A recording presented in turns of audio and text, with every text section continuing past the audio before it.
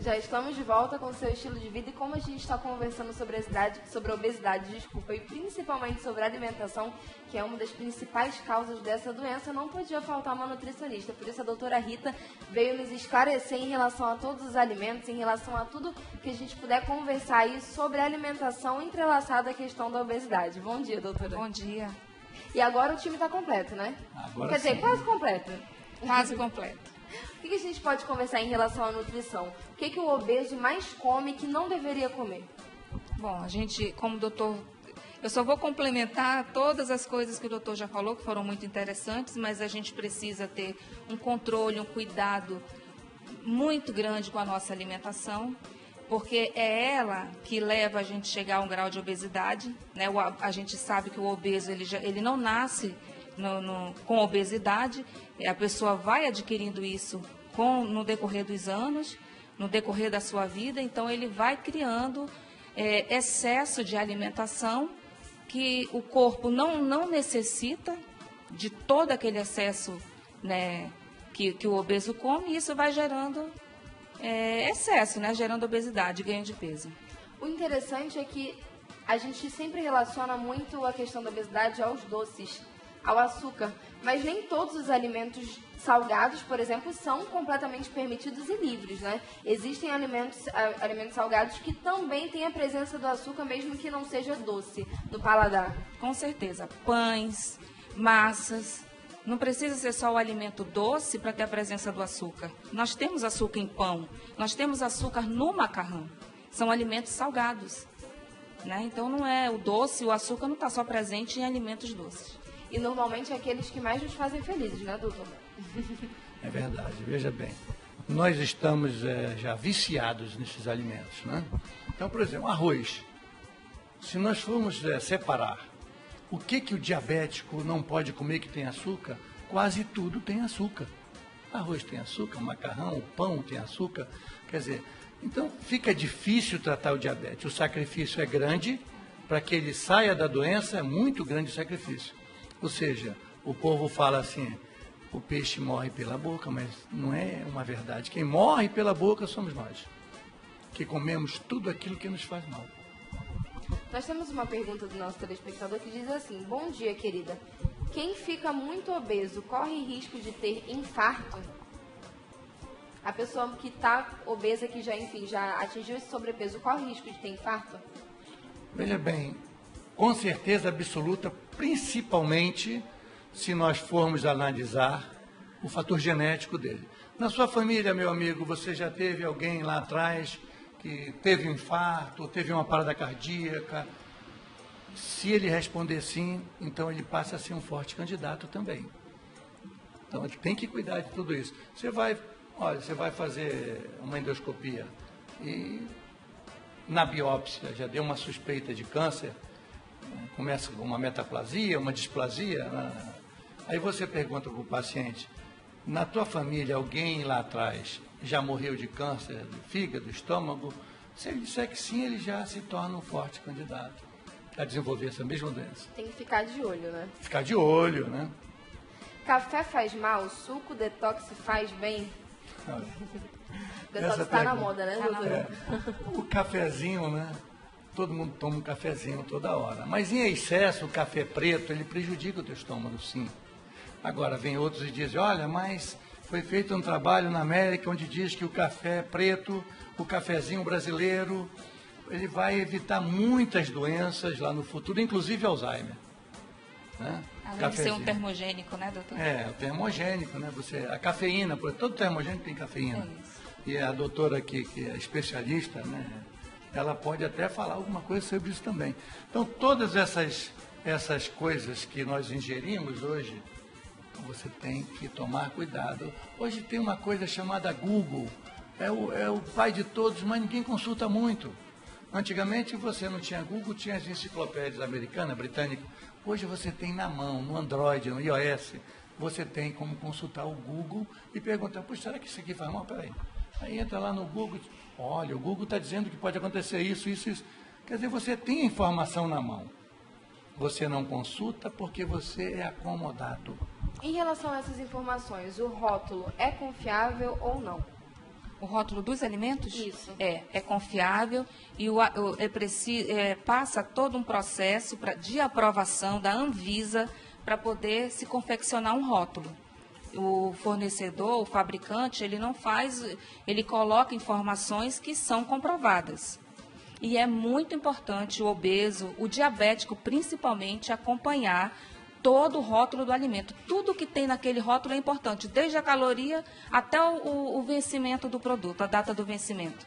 Tudo que tem ali é importante. A questão do vencimento é muito interessante, porque o doutor estava explicando para a gente justamente sobre a questão do armazenamento, questão de você deixar no congelador e achar que serve para sempre. E algumas pessoas também não dão muita atenção para essa data de validade, né? Como se tem até aquele não chega a ser um ditado popular, mas aquela frase famosa que as pessoas dizem: se está na geladeira, ainda pode comer, se está na geladeira, ainda serve.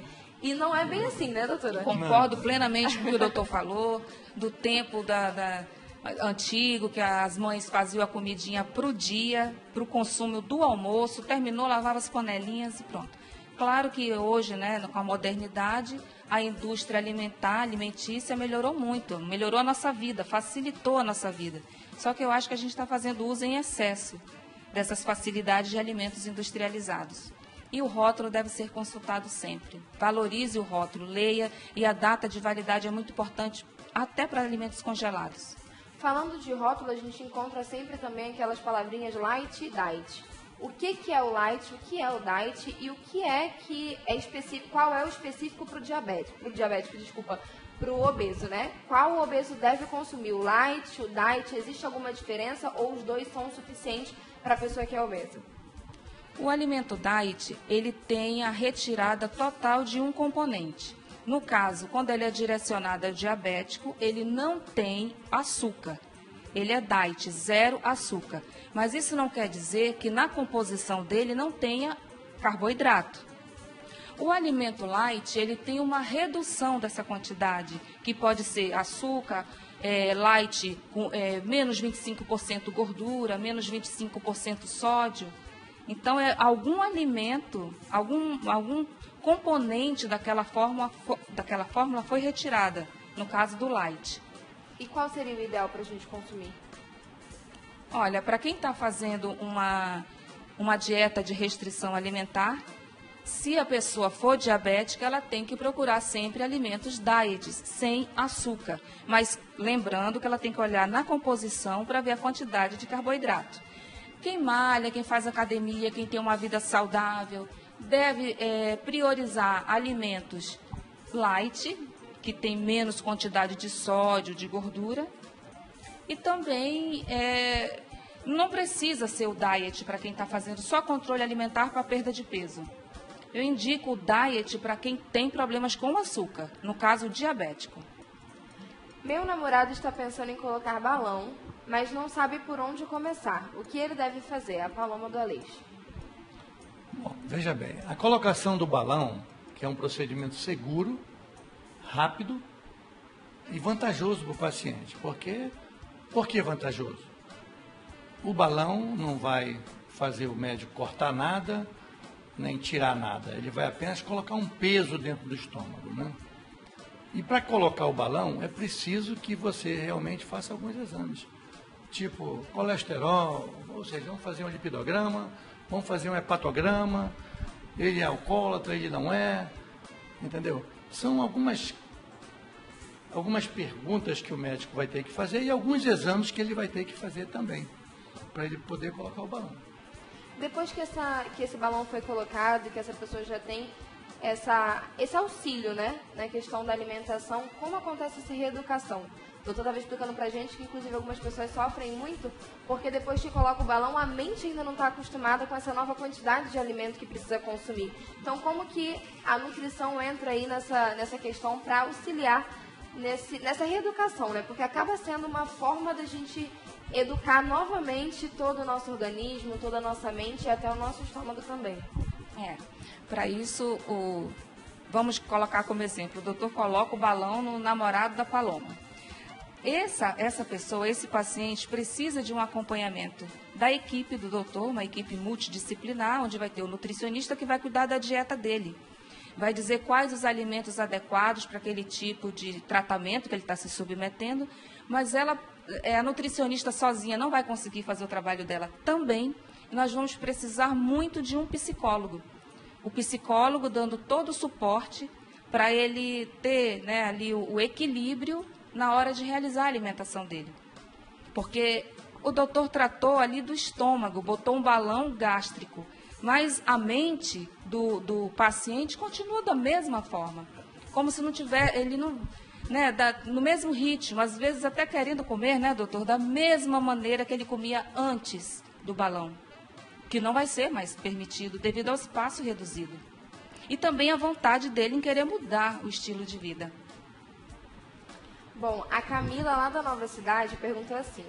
Na verdade, ela fez ela contou a história dela pra gente, né? Ela tem 27 anos, está com 20 quilos acima do peso e ela pretende ter um filho, mas quer emagrecer, quer perder esses quilos antes de ter o neném. E o medo dela é ganhar todos os quilos após a gravidez.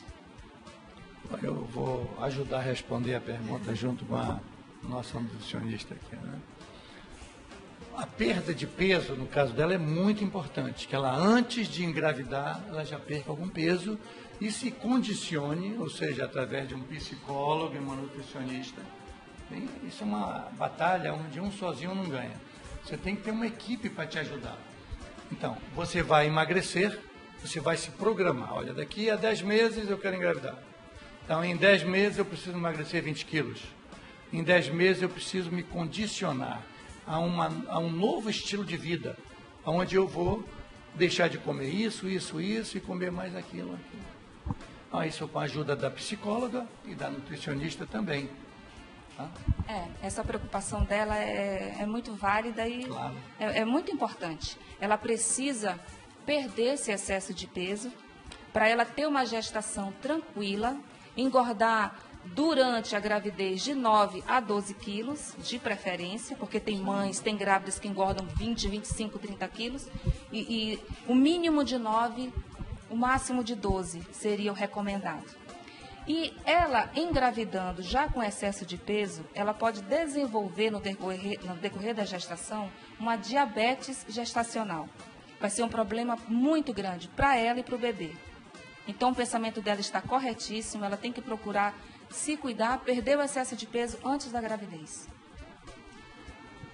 Bom dia, estou iniciando uma dieta hoje. Como posso iniciar essa dieta? Segunda-feira é o dia nacional do início à dieta, né? E essa pessoa aqui já foi corajosa e realmente quer começar a dieta dela hoje. Como fazer para não ser uma tentativa assim falha? Para a gente não deixar mais uma segunda-feira aí à mercê do nosso esquecimento em relação a essa dieta, né? Tomara que a dieta dela não seja só da segunda-feira, né? Aí lá para quarta ela já vai diminuindo.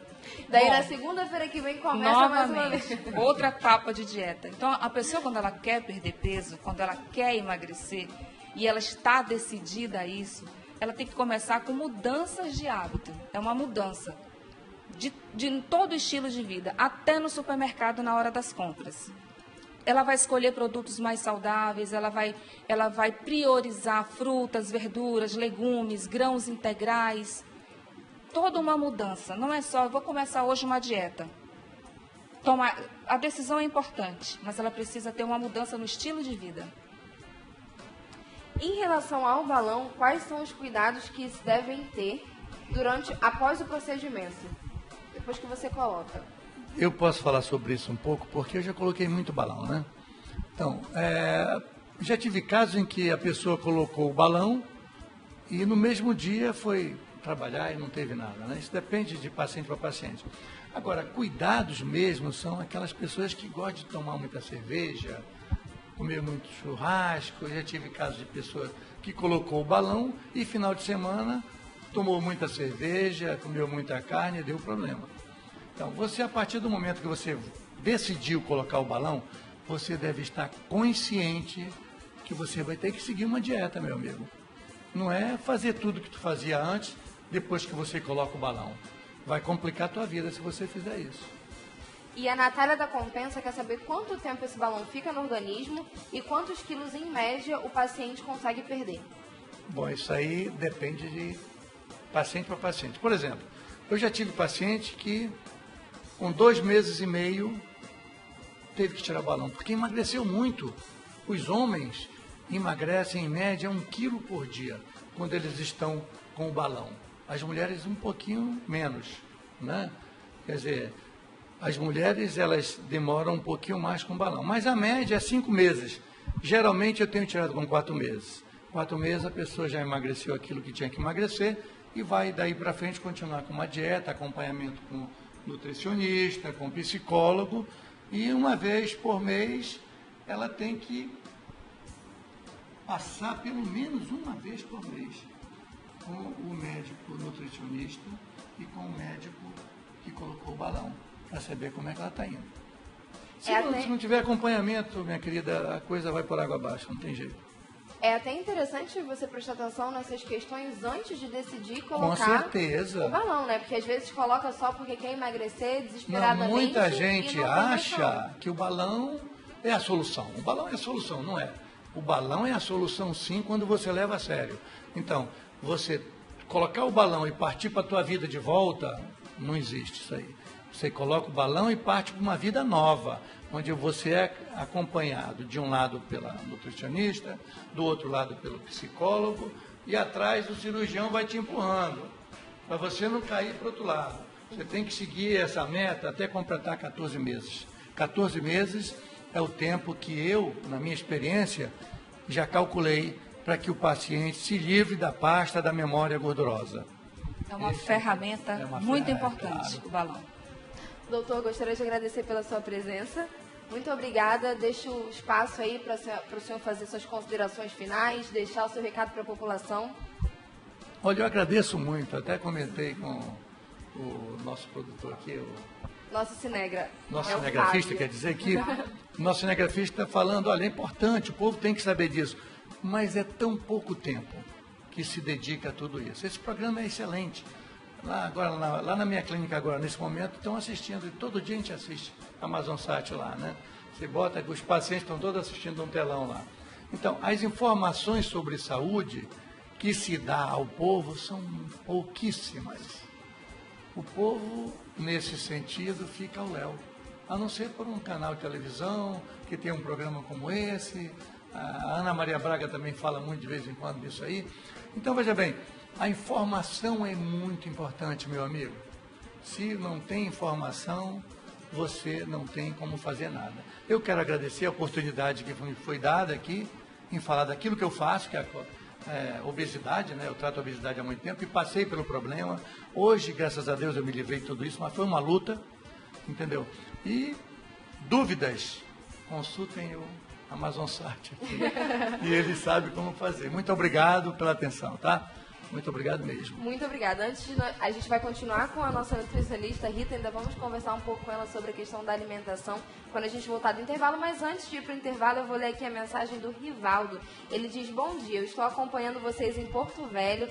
Creio que os doutores irão concordar que, além das pessoas comerem muitas bobagens nos dias de hoje, elas também fogem quando o assunto é atividade física. Sendo que a atividade física e a boa alimentação caminham juntas para termos uma vida saudável. É realmente um resumo de tudo que a gente já conversou aqui, né? Muito obrigada, Rivaldo, também. Um beijo para você que está nos assistindo aí. Um beijo para toda a galera de Porto Velho. Todas as pessoas também que nos acompanham dos outros estados. Nós estamos muito felizes e somos muito felizes pela participação e pela interação de vocês. Nós vamos para um breve intervalo. E se você quiser mandar sua mensagem, assim como o Rivaldo, manda pra gente através do 98111 4512. A gente volta já, não sai daí.